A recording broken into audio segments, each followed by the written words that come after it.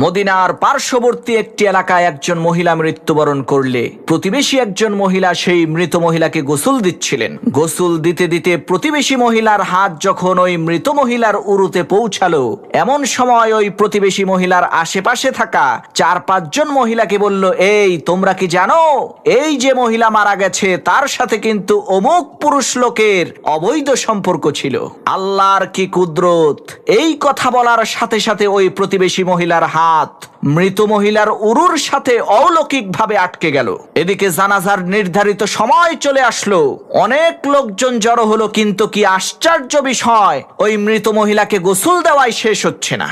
তখন বাড়ির পুরুষ লোকজন পর্দার আড়াল থেকে প্রতিবেশী ওই মহিলাকে জলদি করে গোসলের কাজ সম্পূর্ণ করতে বলল। তখন ওই প্রতিবেশী মহিলা বলল, আমি তো এই লাশকে জলদি করেই ছেড়ে দিতে চাই, কিন্তু এই লাশ তো আমাকে ছাড়তে চায় না। কি আশ্চর্য বিষয়! মুহূর্তের মধ্যে সমস্ত শহরে এই অলৌকিক ঘটনার খবর ছড়িয়ে পড়ল। এদিকে দিন পেরিয়ে রাত হয়ে যাচ্ছে, রাত পেরিয়ে দিন হলো, কিন্তু এলাকার সমস্ত মহিলারা মিলে যৌথ অভিযান পরিচালনা করে ওই মৃত মহিলার উরু থেকে প্রতিবেশী মহিলার হাতকে আলাদা করতে পারলো না। তাই বাধ্য হয়ে ওলামা একরামের পরামর্শ চাওয়া হলো। তখন ওলামা একরাম বললেন, হয়তোবা এই প্রতিবেশী মহিলার হাত কেটে ফেলতে হবে, আর না হয় ওই মৃত মহিলার উরুর কিছু অংশ কেটে ফেলতে হবে, এছাড়া আর তো কোনো উপায় আমরা দেখতে পাচ্ছি না। তখন প্রতিবেশী মহিলার পরিবারের লোকজন বলল, আমরা আমাদের মহিলাকে ত্রুটিযুক্ত করতে চাই না। আবার এদিকে মৃত মহিলার পরিবারের লোকজনেরাও বলল, আমরাও আমাদের মহিলাকে ত্রুটিযুক্ত করে কবরে নামাতে চাই না। এখন উপায় কি? তখন সবাই মিলে পরামর্শ করে তৎকালীন আরবের সবচাইতে বড় আলেম ইমাম মালিক রহমাতুল্লাহি আলাইহির নিকটে গেলেন এবং তার কাছে সব ঘটনা খুলে বললেন। তখন ইমাম মালিক রহমাতুল্লাহি আলাইহি বললেন, তোমরা আমাকে ওই ঘটনাস্থলে নিয়ে চলো। যথারীতি ইমাম মালিক রহমাতুল্লাহি আলাইহি ঘটনাস্থলে পৌঁছে ওই প্রতিবেশী মহিলাকে জিজ্ঞেস করলেন, মারে, এই মহিলাকে গোসল দেওয়ার সময় তুমি কি কিছু বলেছিলে নাকি? তখন ওই প্রতিবেশী মহিলা বলল, জি হুজুর, আমি বলেছিলাম এই মহিলার সাথে অমুক পুরুষ লোকের অবৈধ সম্পর্ক ছিল।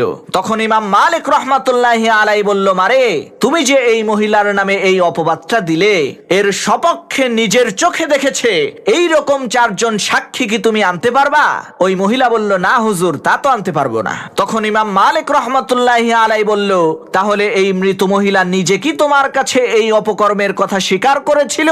তখন ওই প্রতিবেশী মহিলা বলল, না হুজুর, তাও করেনি। তখন ইমাম মালিক রহমাতুল্লাহি আলাইহি বললেন, তাহলে কিসের ভিত্তিতে তুমি এই মহিলাকে এত বড় অপবাদ দিলে? তখন ওই প্রতিবেশী মহিলা বলল, হুজুর, আমি এই মহিলাকে কলস নিয়ে অমুক পুরুষের ঘরের দরজার সামনে দিয়ে আসতে দেখেছি।